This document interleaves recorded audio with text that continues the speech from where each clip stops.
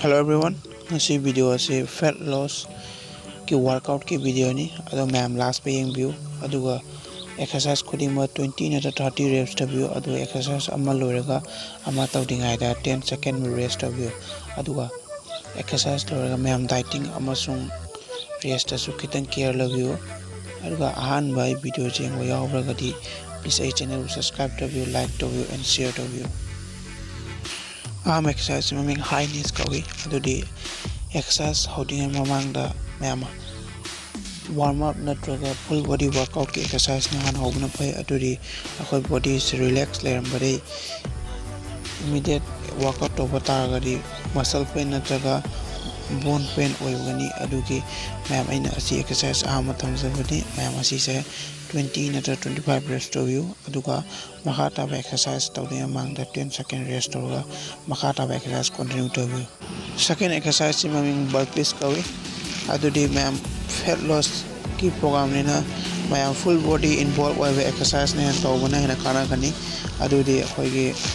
full body involved exercise na yamna body part puna to fat decrease over the mating pangani ada ma'am asi se video se yang fan to view ma'am asi se ahmad naun to kolak pagi di yam to buma adu ta so 15 reps di yongna hona view adu fat loss oi ga bata gari yang na dieting amasung rest to care love view adu ma'am asi exercise lo ga 10 second rest oga matang exercise continue to view third exercise mountain climber kawi adu asi exercise mainly leg amasung core involved over here and involved over exercise ni ado ma'am fat loss city maham puna makta ki fat decrease over do fat loss ni ada ma'am fat loss yang na ohening batar ga dieting da fat yang na present over pot yang na consume to bi no ado di fat yang na consume to batar ga digestion da matam changa ne ri damak ta ma'am fat yang nung especially nung na consume to ba yang na to wano yari makai nung da fat tharo pi ado ma'am si 20 na 30 reps to view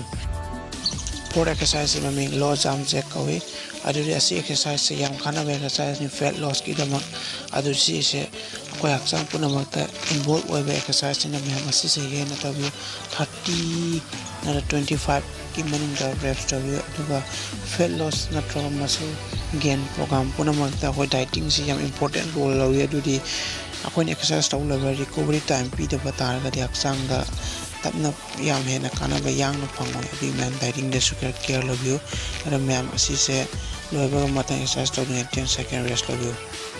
last exercise maming squat and knee ki kawi adu asi exercise squat aina present or is leg kini adu was a combination exercise ni ma'am fellow cybersity he na combination of exercise adu top kidan top of exercise to bone he na chang na kana phangani adu ma'am fellow program boarding aida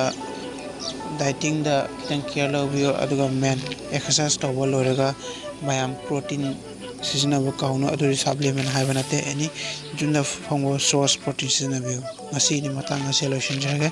ma'am na channel subscribe to video taraga di subscribe to view like to view share to view and comment to view